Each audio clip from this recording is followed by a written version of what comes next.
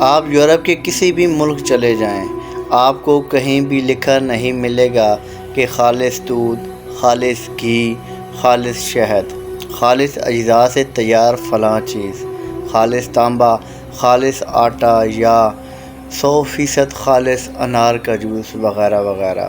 وہاں لفظ خالص کا تصور خالص تک ہی ہے۔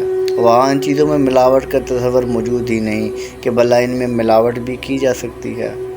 وہ اپنی برانڈز کے نام یروشلم کی کسی عبادت گاہ یا روم کی کسی چرچ کے نام پر بھی نہیں رکھتے کہ مذہبی جذبات کا فائدہ اٹھا کر زیادہ سے زیادہ منافع کما پائیں۔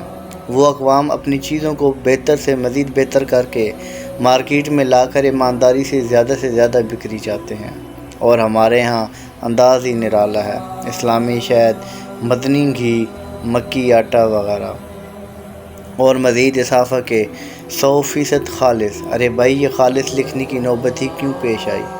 کیونکہ یہاں ہر طرف مکاری ہے، جھوٹ، فریب، ملاوٹ ہے۔ جس نے ملاوٹ کی وہ ہم میں سے نہیں، حدیث شریف میں آتا ہے۔